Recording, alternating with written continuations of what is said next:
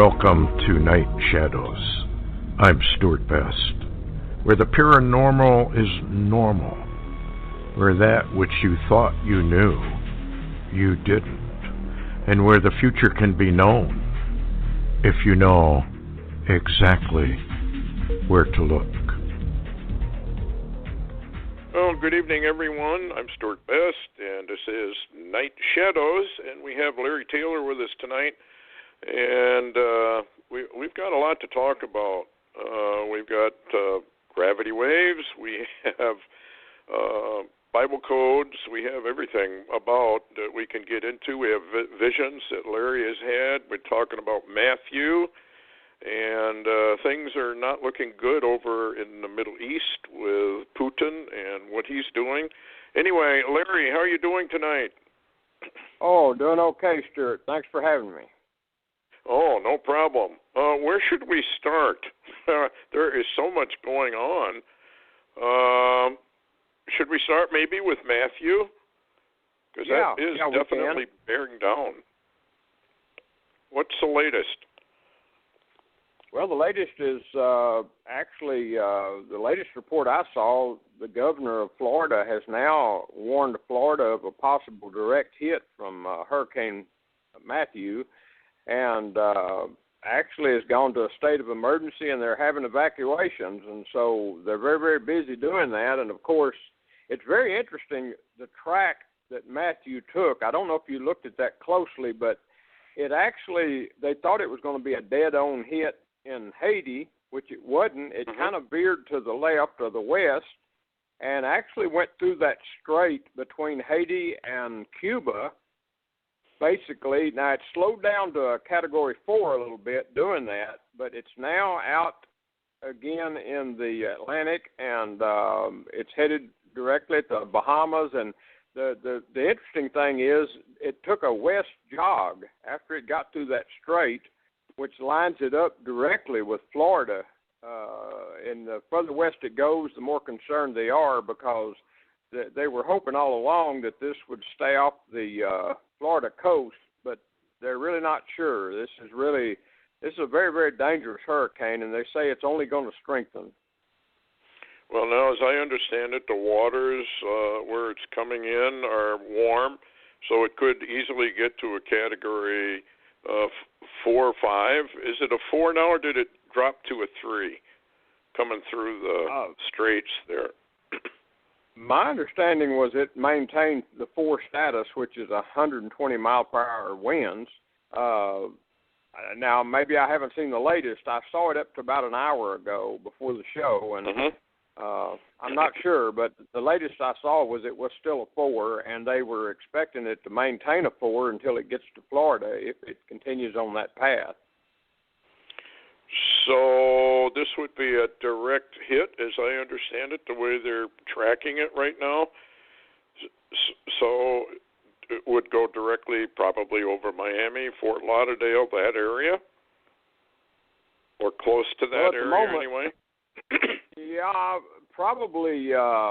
They're expecting it to reach Florida by tomorrow night, and between then and now, they're very concerned about any more westerly movement. Now, any more westerly movement will bring it right up into Miami and inside the coastline of Florida. Now, if it maintains a northerly course, which they're hoping it does, it will basically skirt the east coast of Florida, and depending on how close to the coast it is, it'll depend on the winds and destructive patterns of the storm inside Florida. So they're watching it very close. They really don't have a clue where this is going. They're talking that it may skirt Florida or come into the edge of Florida and go up and back out again around South Carolina, North Carolina, into the ocean, strengthen, and maybe either go off away from the coast, sit there for a while and just build and surge the coastline, or it could impact up north of the Carolinas. Is there any possibility this thing could get into the Gulf itself? If it moved a little further west, would it end up in the Gulf? Well, there's always that Yeah, well, they are saying that the water it's in now in the Atlantic is incredibly warm, and it'll cause it to build and maintain. Now, they seem to think that if it doesn't go much further west on its track, the land, the Florida land itself of the state will maintain it in the Atlantic. However, they're not really sure, but they do believe that most of the tracks continually show it coming up there, skirting Florida. Maybe not. I mean, we're probably 24 hours ahead of what we'll really know by then. Now, are they actually mandatorily forcing people out, or are most people just going to sit there and ride it out and hope for the best? Do you know? Well, I do know that some of right on the coast, they're having some what they're calling evacuations. Now, I would assume these are basically the governor declaring a state of emergency and telling people to evacuate without a mandatory evacuation. But I'm hearing that the governor in, I believe it's South Carolina, has begun a possible mandatory evacuation of some of those low coastal areas there. So, we're not getting a lot of data. I'm watching everything I can glean upcoming to this event, but there seems to be a lot of concern with the governors. Now, Obama did come out today, and I was a little bit taken aback that he actually would come out and give a warning to the citizenry of the East Coast to take this hurricane very seriously. I've been seeing a few remarks that this might be, how do I say, an engineered storm. In other words, it's weather warfare. Have you heard anything about that possibility?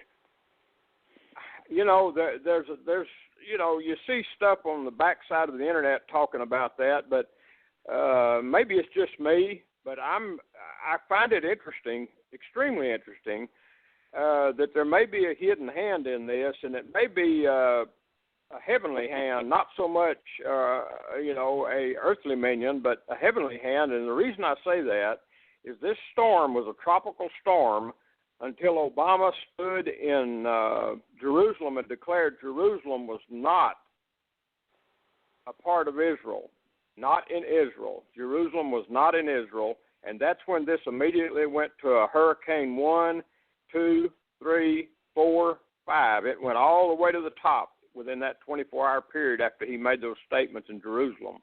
And so when I saw that and I saw the track of this begin, and I looked up the name of Matthew, and it's I guess you could say more or less a gift from Yahweh, I thought, uh-oh, this could be this could be a response. Now, I may be a little odd, but I believe a little bit in Bill Koenig's book where he talks about what you do to Israel can come back on you. And so when Obama did that, and this thing it literally energized. And I do want to ask your opinion on those gravity waves that are involved in this hurricane, and also the lightning from the hurricane's top that is reaching the edge of space and literally blacking out our satellites. It makes you wonder if possibly we're beginning to see the first effects of this incoming cosmic wave as well as the gravity wave, because you always, if you drop a pebble in a pond of water and you really watch very carefully, you have little tiny ripples that are ahead of the big event. And I'm wondering if these little tiny ripples are going through, and it just happens to be showing up in Matthew. And those are sprites, but I saw some of the pictures, I think, that were taken from the International Space Station.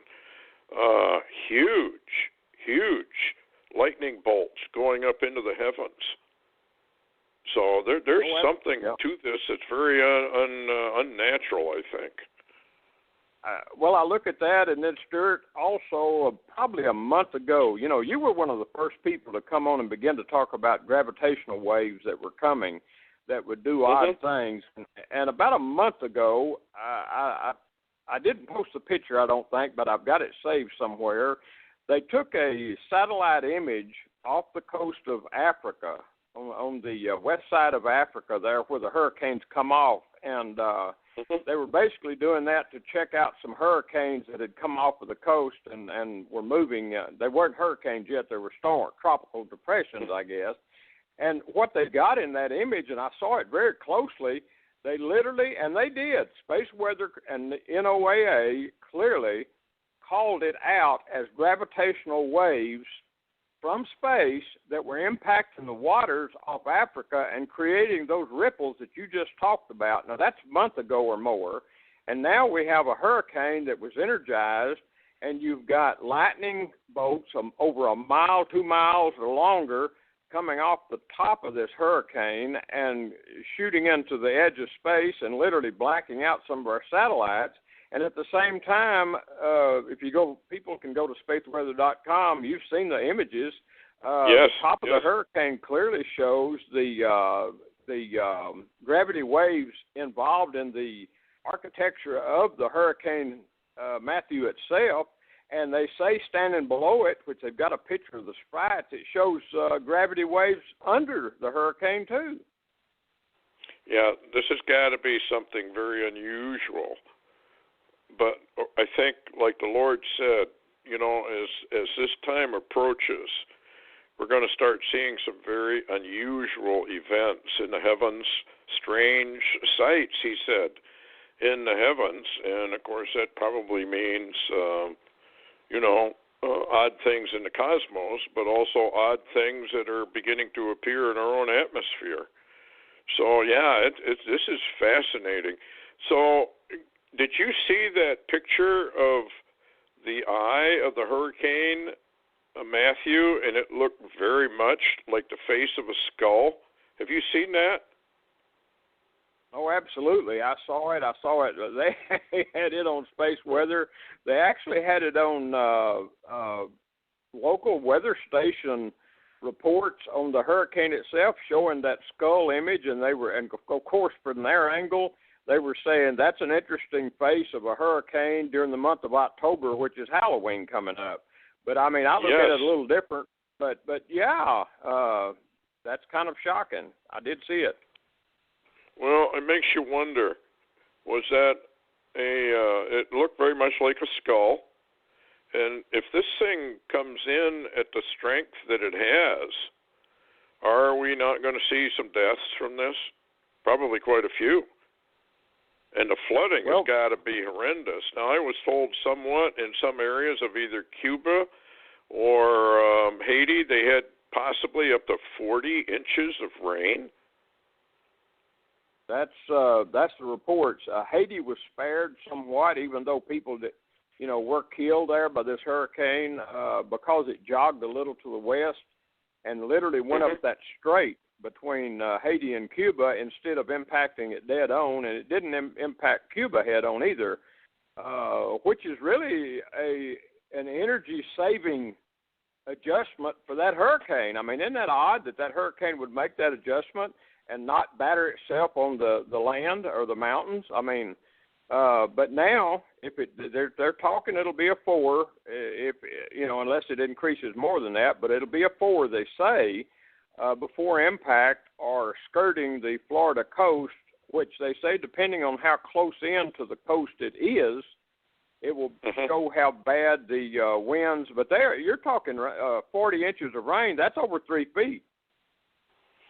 Well, Florida is not very high above sea level, right? I mean, like 10 feet, 20 feet, 30 feet, something like that.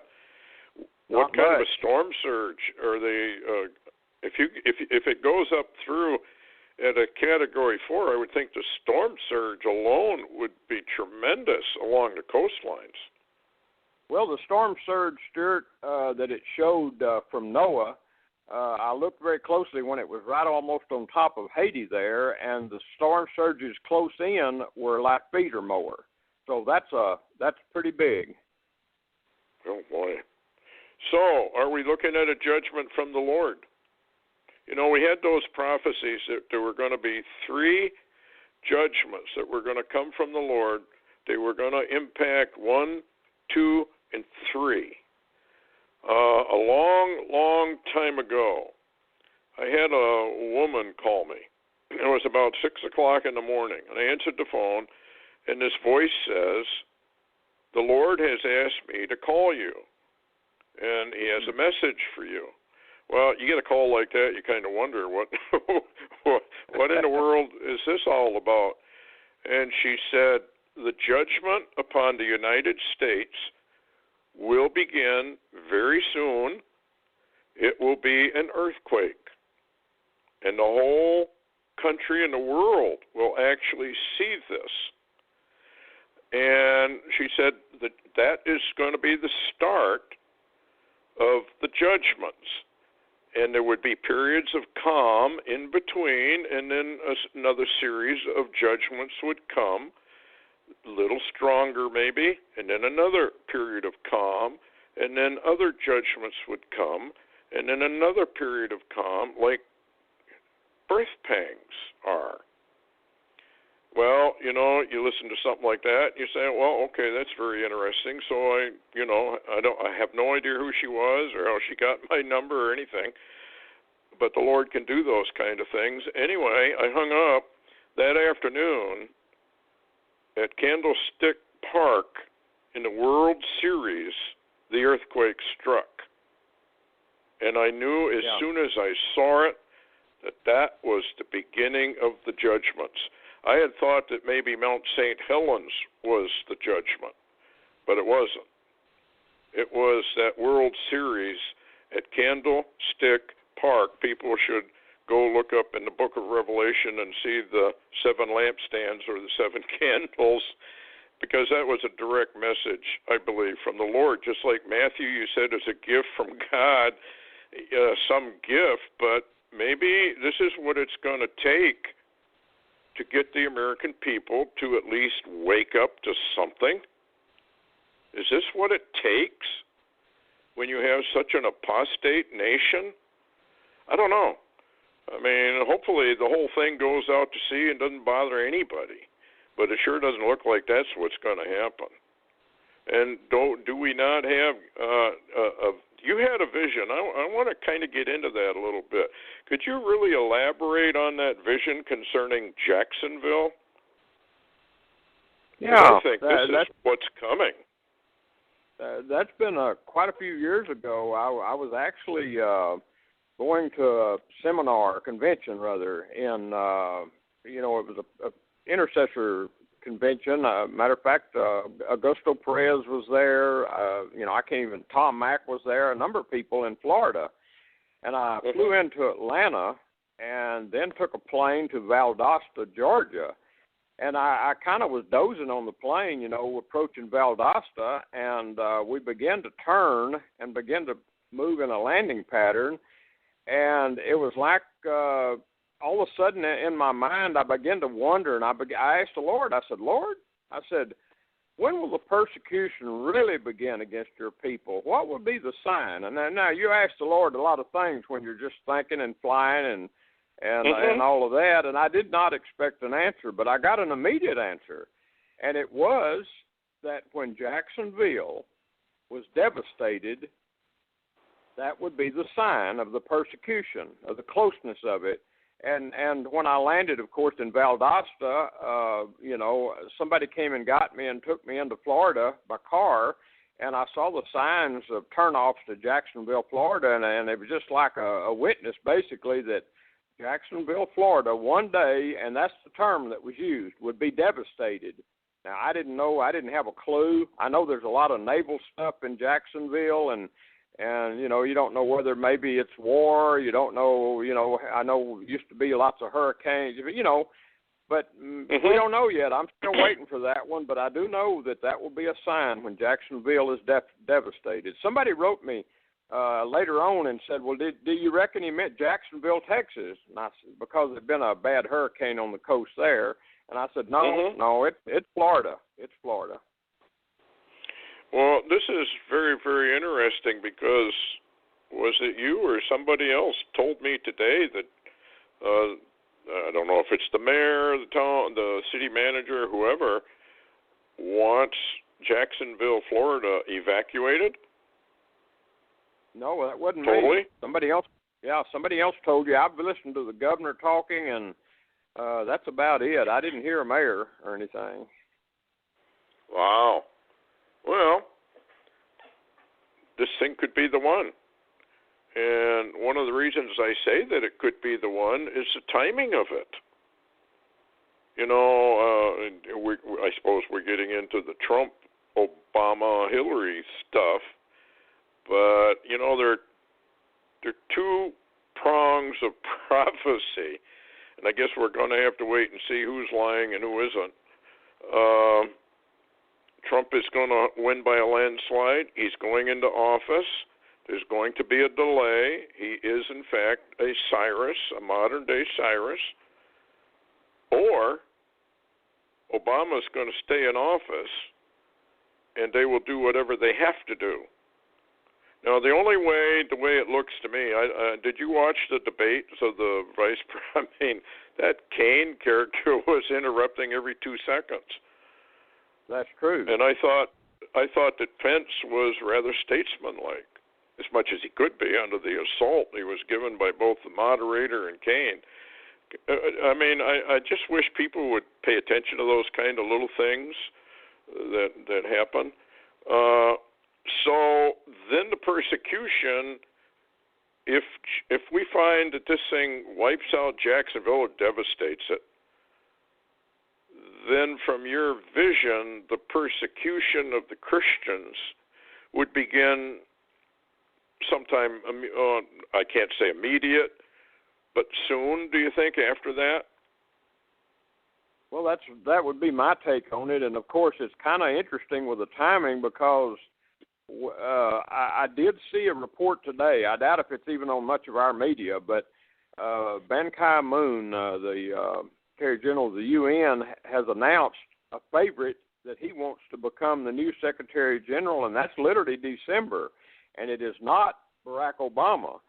And now that leaves Barack Obama with one choice. You're out of office or you stay in. And so we're at a real critical junction here. And you know well as I do that, you know, if Hillary Clinton gets it, you know, we're done. I mean, you know, we are. We're done. Yeah. And, you know, she's already made the statements, and we've talked about how they're already blocking a lot of alternative media and emails and posts, and all of this is going on. And so Barack Obama, he's in a bind here. If he's not any more in line for the UN in December, then he has to either stay in office and use an emergency to stay there, or she will be the next president, or Donald Trump, which he says that will never happen.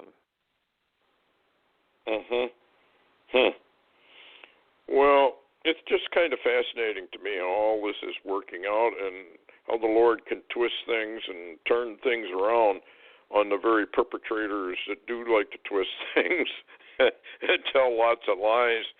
And, you know, we do have the prophecy that the Lord will reveal all things, all the hidden things. And it's very, very obvious that Trump is being used to do that.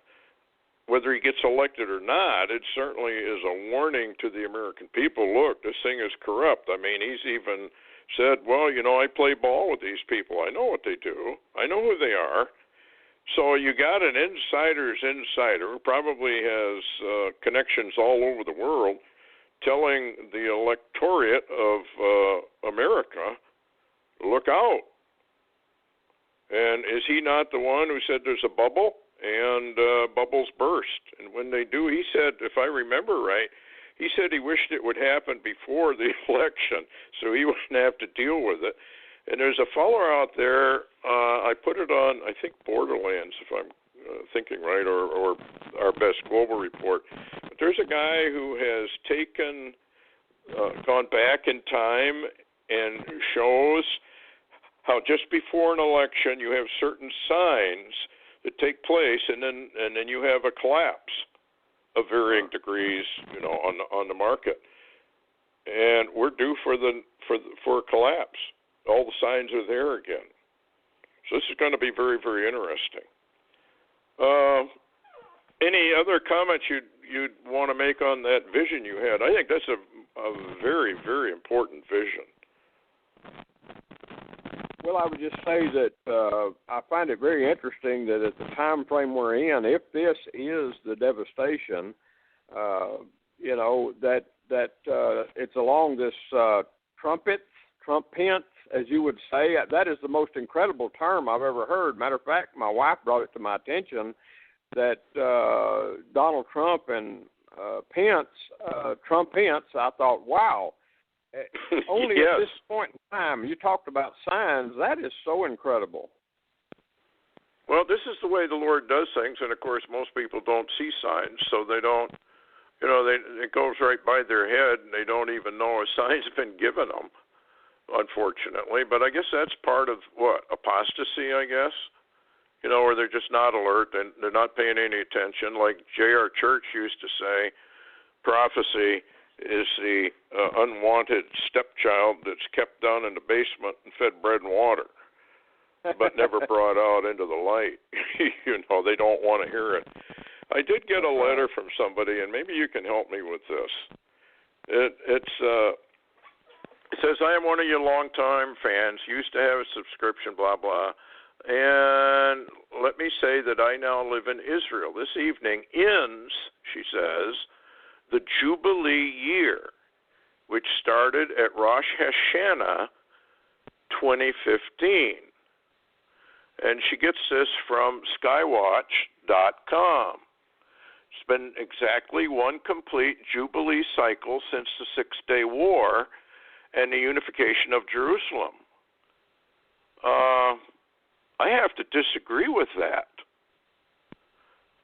The way the Jubilee works is 49 years, and then you have another 49 years. You correct me here if I'm wrong, because I really got to figure this thing out.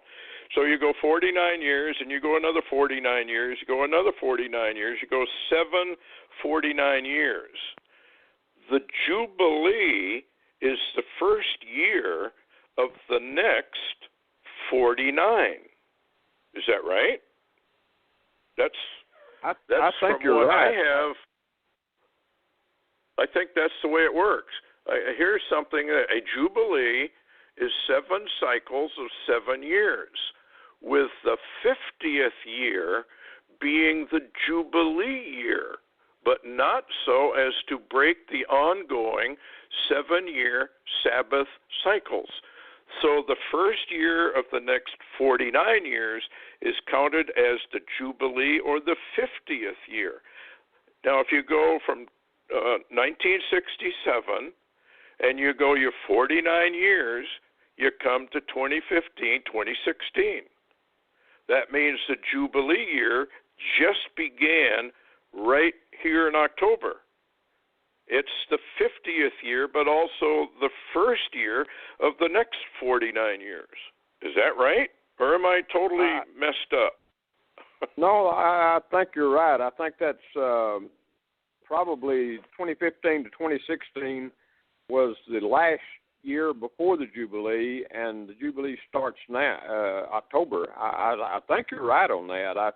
I'm not a professor in that area, but I think that sounds correct, what you're saying.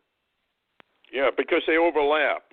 There's an overlap there, which makes this year the Jubilee, or the year that they reset, or the year of being set free, which would possibly begin some really serious stuff happening, like Matthew. Yeah. Like what's maybe going on the West Coast. Let's get into the West Coast. Why are they giving all these warnings, Larry? I mean, these warnings are coming out on major media. Get ready. There's a major quake coming. I find that very interesting that they're actually warning for something in the area of a 7 magnitude earthquake on the West Coast, and specifically the warning is for the southern end of California, there close to Mexico. And if you'll remember, Stewart, you remember a number of years ago, the Deos and some of those were actually posting. Remember, there was a very strange warning about an area there in that edge of Mexico close to California, and they even had some collapses. The mountainsides collapsed, and the ground collapsed and all, and roads caved in, and then it got really quiet. We never heard anything else, but now they're talking Southern California, and they're talking. This is interesting to me because the Salton Sea, and the area where a lot of the earthquakes are occurring, Dutch Sense is reporting that is an ancient volcanic region in that part of the country. Well, I think it was Dutch that also pointed out that these earthquakes appear to be in a grid pattern. Did you see that? I think where that's he right. overlapped it? Yeah, I think you're exactly right, and it's in that region. And that they also say the reports recently, and I'm like you. I find it telling that mainstream media, of all people, are warning the Californians of an imminent, and that's the term they use, not us, an imminent earthquake. And interestingly, they're talking about actually the San Andreas. They're saying that it's about to give in that one area, and that will affect all the other areas around it. So, yeah, California, needs to wake up. Yeah, here's kind of a headline. I probably got it from you, but anyway, fears of a big one rise as researchers find a second fault line that runs parallel to the San Andreas. The San Andreas Fault's longest in California and one of the most dangerous, newly identified strike-slip fault in the Salton Sea just west of San Andreas. Big one could kill hundreds and cause billions of dollars of damage. So you mentioned the Salton Sea. There have been a bunch of quakes down there, haven't there? Is that going to open up and form what do we call inland sea? Well, what's interesting there, Stewart, is Dutch Sense has posted a number of times, and I do want to tell people that he's very savvy on a lot of the historical data for regions, and he has said that there is a hidden large caldera in that region of Southern California and Mexico there, around that Salton Sea, that people are just not told, and he's claiming that a lot of this is magma movement also. Well, that earthquake expert that they jumped on, and I think, I can't say they threatened him, but it seems like it, because all of a sudden he came awful quiet, kind of like what happened to our good friend, the scientist, McKinney, who was talking all about Planet X and Nibiru, which we should talk about, and all of a sudden that kind of dropped off by the wayside. So it does make you wonder, doesn't it? I can't remember the guy's name. Yeah, go ahead.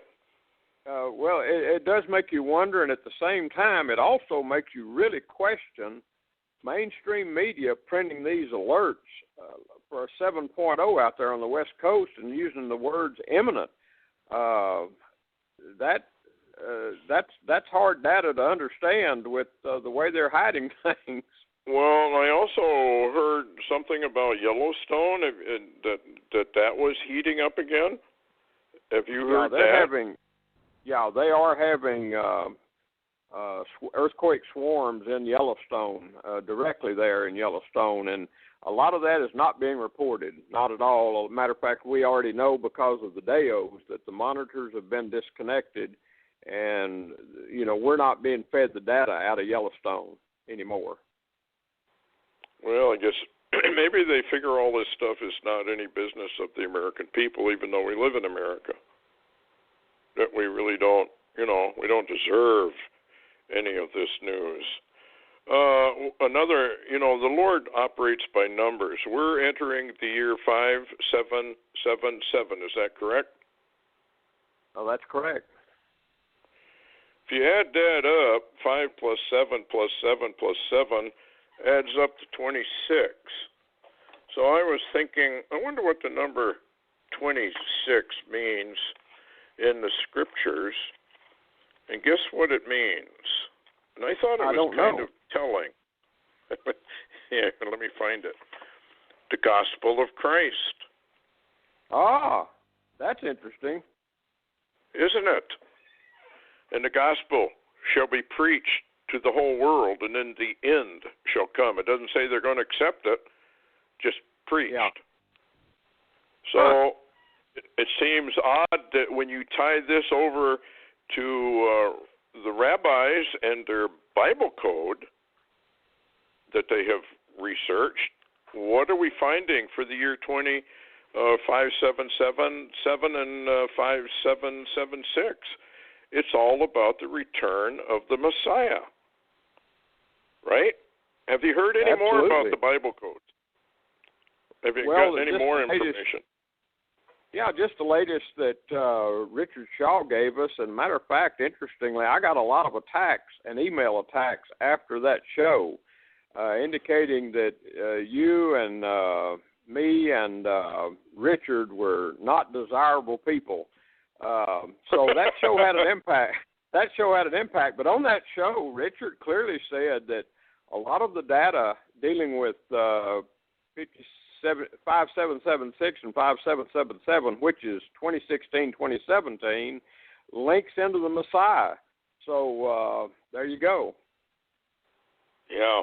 Well, the Omega Code says the same thing.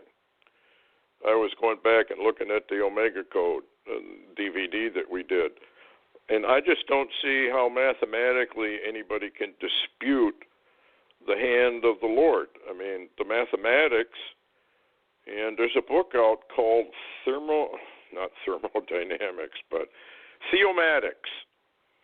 It was published a long time ago, but they went through the Bible with a computer, and they found out that there's certain numbers or combinations are always identical. No matter where you look, no matter if you take a sentence or you take a paragraph, they'll all come out to a certain number, like mankind's number, 666.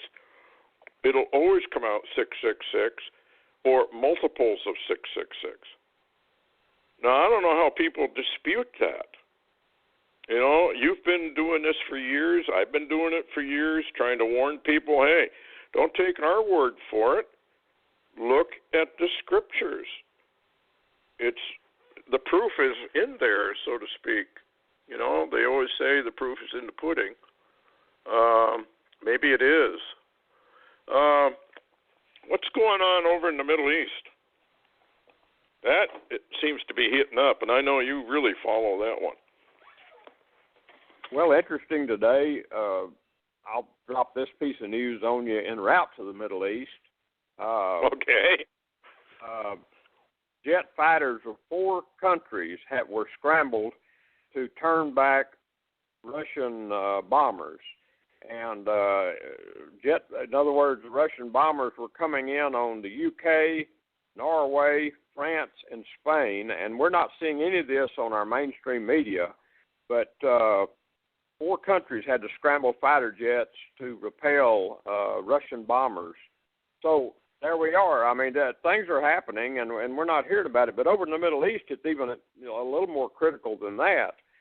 There was reports today. I got a report, actually, of coming out stating that there were plans that Russia had revealed plans, and also, according to Israeli news, there were plans from the Obama administration for an attack, a planned attack on Assad and Damascus.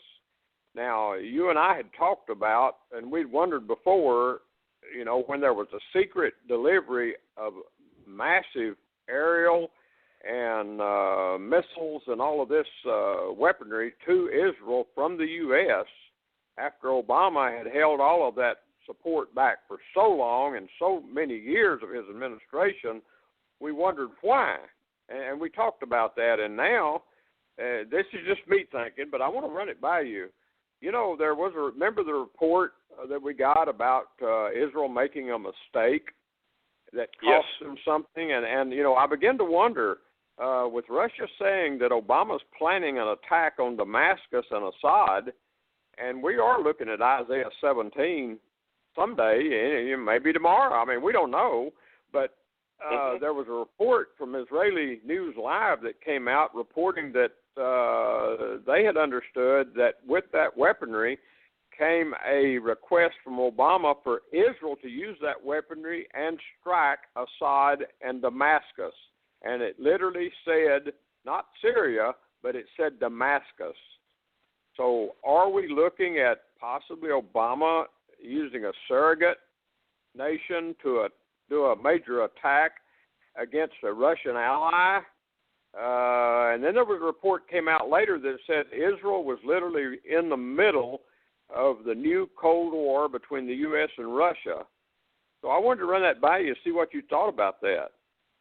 Well, Isaiah 17 does identify who does it. Now, of course, they can blame anybody they want. I mean, Russia could do it and blame it on Israel, but it does say that because of the children of Israel, that this Damascus becomes a ruinous heap. Now, it's already a ruinous heap, but it looks like they're going to finish it off with maybe a little nuclear urban renewal project or something. But this thing's getting kind of, how do we say, on the heated end.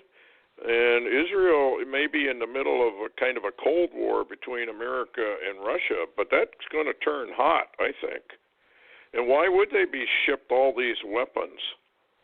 Now, the Bible's very clear that it is the children of Israel that wiped Damascus off the face of the earth, basically. Would that not put hooks in the jaws?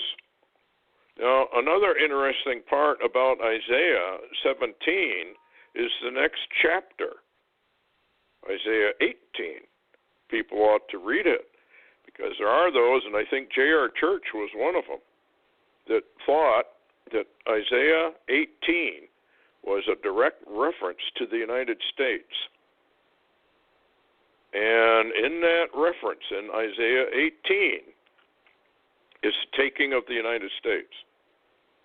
Now, if you go into Ezekiel 38:39, I'm firmly convinced that Ezekiel 38 talks about the taking of the United States. It says when they go to the mountains of Israel, at Gog, Magog, and I don't want to get into that argument because I know some people think Obama's Gog and the United States land of Magog. I have a lot of trouble scripturally with that, but I guess that's neither here nor there. But, you know, the guys that really studied this thing out just went through the lineage, and they know where these people are now, and they are to the north of Israel. So, not Obama, but Putin definitely has treaties with all these nations roundabout. He is basically the one that's arming them, as Ezekiel says. So if we were to attack Damascus, and let's say they're going after Iran at the same time, which is probable, would we not be looking at a really firm hook in the jaws that would force Putin to come down upon the mountains of Israel? I mean, didn't he say that when they found out that they had Israeli intelligence, Mossad people killed in that attack, that would tip off Putin as to who's who and who's playing which game? Yeah.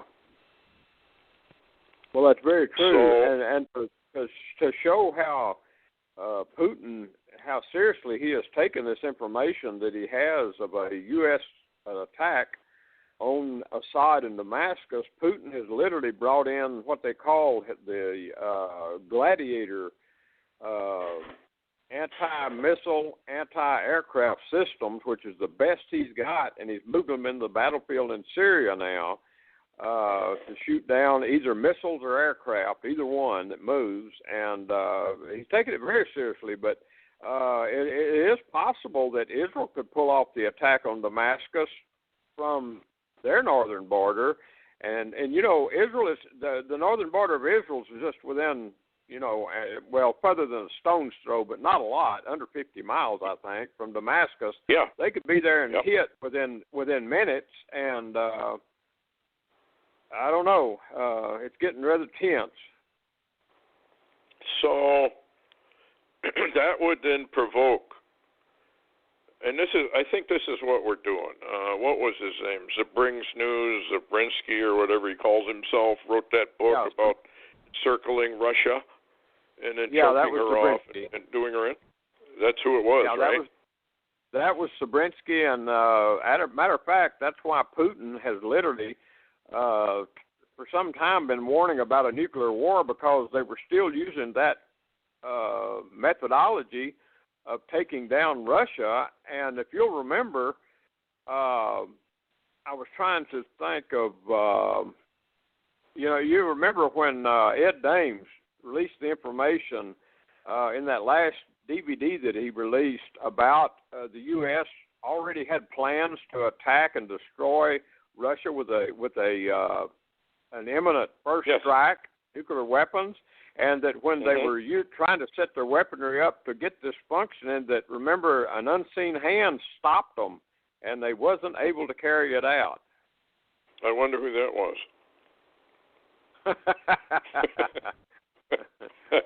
Matthew, Matthew, or somebody Matthew knows. Well, it's kind of like that lady. I think she was from New Hampshire, Vermont, or somewhere, but she was told that Cheney, when Bush was in, he wanted to go after Iraq, I guess, in the big time, or Iran. I can't remember which one it was. And she said that the Lord had told her that no matter what he tried, the Lord was going to frustrate it, and it wouldn't work. Well, lo and behold, he tried a number of times, and that's when those nukes up there in North Dakota kind of, remember that? Yeah. Yeah. And that didn't work. And they claimed that there was, what's that island out there, Garcia or something, where they have... Diego Garcia. Yeah, Diego Garcia. And then they had a B-1 bomber crash there. Yeah. And the inside scoop was that it was going to drop a few little cherry bombs on Iran or Iraq, whichever one they were going after at the time. I don't remember. So the hand of the Lord is something that evidently people don't pay much attention to. And yet he says right there in the book of Isaiah, my hand is stretched out upon the nations, and I'm going to do my will. And who's going to stop me? Kind of sounds like Obama. I'm going to do what I want, and who's going to stop me? Well, he ought to read his Bible. I think he's going to be stopped by that unseen hand. But do you think this thing could ignite very quickly over there, or do you think we're just watching more war drums and loud noises? It's hard to say, except there are reports that Russia, beginning October the 4th, I believe, or 5th, was beginning drills for the Russian citizenry to go inside underground nuclear bunkers in this time frame that we're in now. And there is a lot of movement now. Now, at the same time, we're not hearing a lot out of the Ukraine, but there are Russian nuclear forces on the Ukraine and along those Baltic states at the same time that this is occurring in the Middle East. And you got to remember that Putin has also moved a lot of his large navy, especially missile ships, out of the Black Sea region into the Mediterranean. So he's got something big planned, whether it's a blocking force or a fighting force. Now, I don't have the data. I did hear someone say that there's an old prophecy that there's going to be a major naval war between two mighty warriors in the Mediterranean off Syria one day. I mean, I don't have that data. I thought I had it and I couldn't find it, but I read it years ago. And of course, we've got lots of prophecies, so we don't know. But there is a lot of weaponry moved in that area, the Middle East, around Israel right now. Just having to watch that closely. However, let me add, and this is interesting because there was a report, and I didn't see much on it, but even Yahoo News is posting it, but mainstream media is basically leaving it out, that there is reports of al-Baghdadi, which is ISIS leader. He's the main ISIS leader, and a number of his commanders have been poisoned at a feast, an ISIS feast they were having in Iraq before Mosul is to be attacked. And the report says that al-Baghdadi and 3 of his commanders are very ill and have been moved to an unknown location away from Iraq. So, you and I both know that that's a methodology used either by the Mossad of Israel or usually by the Russians. Now, I know someone else could use it, but that's an indication of something. And at the same time, we're having the missile fired, I believe, yesterday from Gaza into Israel was fired by ISIS forces linked up with Hamas. So maybe Israel did try to take al-Baghdadi and some of the leadership of ISIS out. You don't know. But we've got all of this going on, all of this intrigue, and we've got all of the missiles, 200,000 or something like that that Hezbollah has in Lebanon ready to fire on Israel. And Israeli generals have said that, well, basically they won't take that lightly. In other words, there's going to be a hard response if any of those missiles are fired. So when you ask me the time frame, I would just say it appears the fuse is lit in the Middle East, but when it goes off, I'm not sure. Well, yeah, it could be a delay again. We've been right on the edge several times, and it seems like the Lord just puts up his hand and says, nope, not now, maybe a little bit later. And it's kind of like Habakkuk, where he says, though the vision tarry, it will come. And wait for it, because it surely will come. So maybe we're in that time frame where, once again, as we said, Trump might be a delay for the a kind of a Cyrus type individual. Yeah, let me mention this, Stewart. You and I both looked up Cyrus the Persian and studied that time frame. And one of the, and I continually get people that email me that, oh, no, Trump couldn't be a Cyrus. I mean, we don't even like Trump. Nobody likes Trump. And, I was thinking, Stewart, Cyrus was probably not liked or really expected to be a hero of anybody in Babylon because, and when you look at what was the mindset of not only heaven but the whole world, what was God's finger doing with Cyrus, the Persian king? And when it's all shook up and you see the result come out, it wasn't to save the Babylonians from themselves. It wasn't to save the Babylonians from bad rulership. It was literally to loose God's people to go do what he told them to do all along. And, of course, I paraphrase that. Yep, that's absolutely right. So I guess all we can say is we wait and we see. You got a headline here that on your update, 3 Chilean astronomers warning about Nibiru, and then they are taken custody by U.S. military forces. Is that right? Well, that's the report I got. Augusto Perez had more data on that originally. These 3 Chilean astronomers are the ones that originally got some of the images outside of controlled areas and posted on the internet before they could stop them. Remember that? And then, yes, oh boy, I mean, did it hit the fan then? But what we didn't know is they were rounded up by some military, U.S. military, and are now apparently have been brought to the U.S. And they are Chilean astronomers. However, you know well as I do, when the U.S. moves secretly, or the CIA, and we know sometimes who controls that and whose finger that is, national security can do a lot of strange things without borders, if you understand what I'm saying. And so basically, their images, though, were of a brown dwarf star and the planets that were with it, its entourage. And I probably shouldn't have to explain where that comes from. Yeah. Didn't the talking about the Middle East, war, ships, everything else, was it not the bots, or was that Major Ed Dames, Dr. Doom, who said that they were going to be kind of involved either in a war or almost going to be involved in a war, and they all look up and all the navies of the world scurry home. You remember that?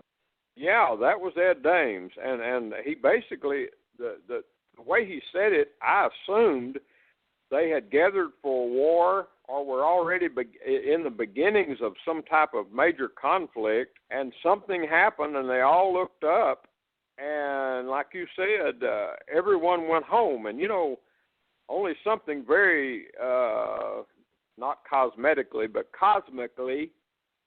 It would take something incredible to do that. And, of course, we are talking about the destroyer, probably. He was a great healer. Oral Roberts had a vision about that. Now, I don't know if it's the same thing that the bots were talking about, but he said this object came through, and everybody on the whole planet saw it, and it was a warning from the Lord. And it was a big, big object. He said he didn't know what it was, space body of some type. So that kind of parallels the vision of Red Elk. And let's see, who else has had a vision about that? There's one other. I'm forgetting who it is. But I guess I'd have to say that was Ed Dames, because he said that was a prelude, right, to the to the kill shot. So this object, whatever it is, now Red Elk said that it actually impacted the atmosphere of planet Earth and sent tremendous shock waves through wherever, and whatever side it hit, and then it kind of careened off and went into the sun, and it was that object, I guess, that really threw began to do the CME routine that became the kill shot. So, yeah, we got a lot of stuff going on, and it seems like the warnings are just about everywhere. I don't know if anybody's listening to them, but they seem to be there. You got anything else before we close up? Yeah, I was just going to mention, Stewart, I'd sent you a video. I didn't know if I had time to look from... I did see that.